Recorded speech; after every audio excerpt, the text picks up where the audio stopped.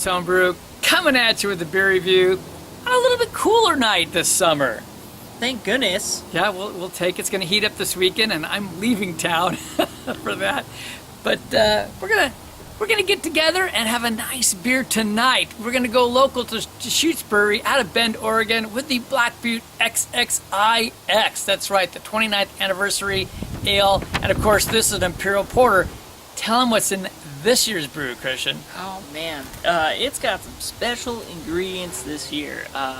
First off, we have some turbinado sugar, delicious. Some Dutch cocoa. So I mean, there we go. Saigon cinnamon. Yes, you heard that. It has cinnamon from Saigon. And then, of course, cayenne pepper, which is probably one of my favorite cooking ingredients. So why not put it in beer? Give it a little kick. Woo! Right, and then I just thought it'd be fun to share the malts and a few other things. It's okay, so it's just pale 2-row. Woo! But then they have Crystal 7.5. Then they got chocolate malts, and the one I'm most intrigued on is the Midnight Wheat. I've never heard of it. Right, they've got both regular and midnight wheat. Yeah, so I'm not much of a wheat guy, but when you say midnight, and if I remember right, midnight wheat brings a little bit of roast and a little bit more chocolate as well. And the chocolate malt they don't normally have in, so that was another special ingredient. Yeah, special ingredients. Yeah. So the hops they have is Millennium, Cascade, and then Tettnang, which that's always fun to have in there.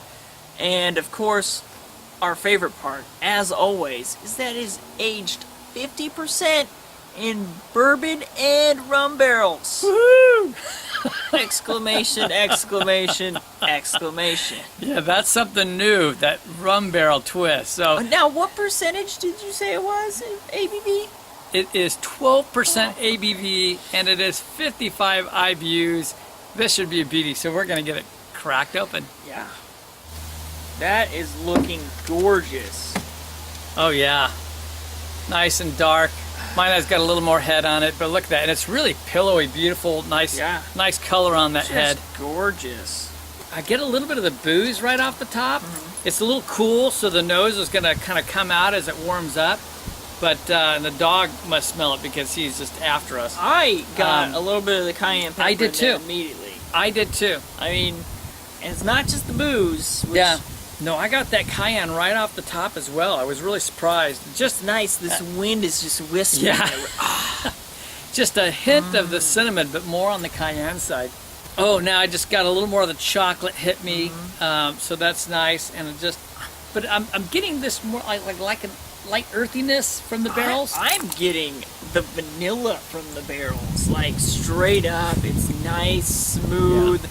Well, okay, now this time I got some of the turbinado sugar on there. Yeah, you do. So which kicks it up a little bit of a punch. that's a bit nice. Get a little bit of the Dutch cocoa in there. Well, I got some chocolate, and it's hard to say. I don't know what it's like, but it seems soft, elegant, and puffy. Well, I think we're going to get some layers of chocolate. This is exciting. Cheers. Wow, shit.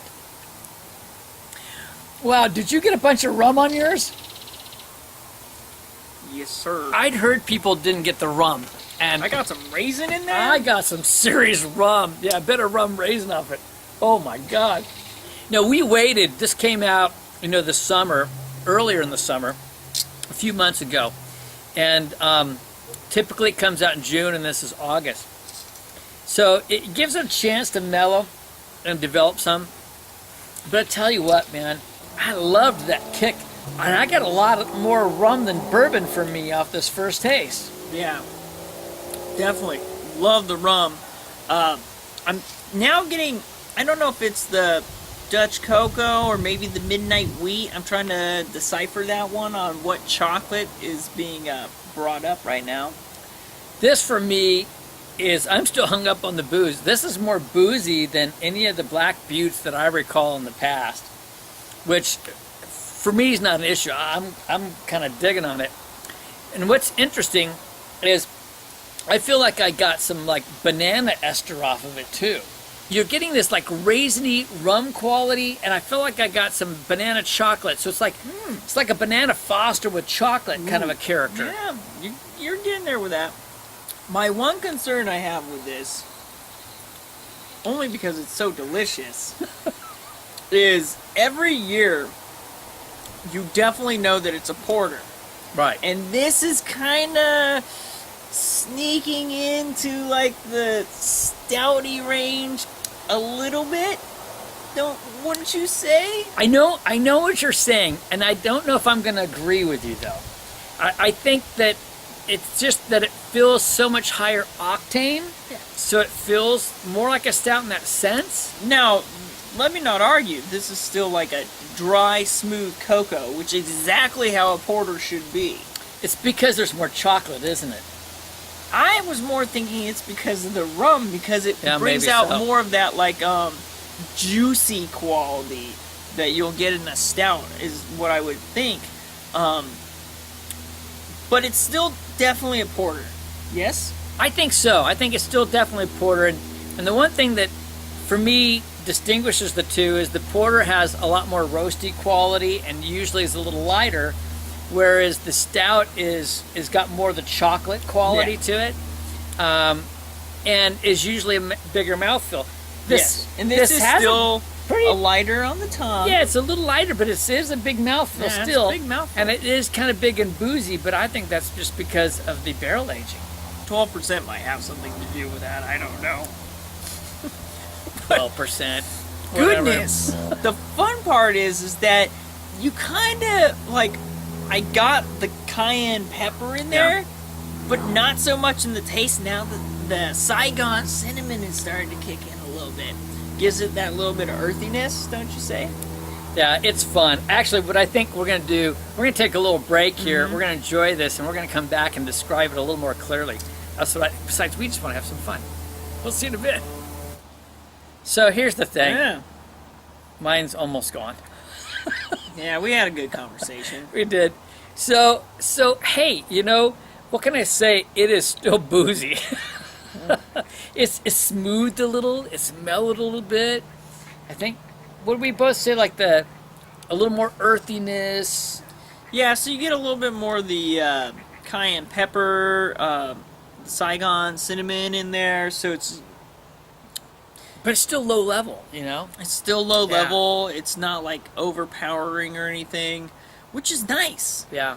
The only thing, actually, I think the bourbon has kicked in a little bit more over the rum, which is nice. It's more balanced, yeah.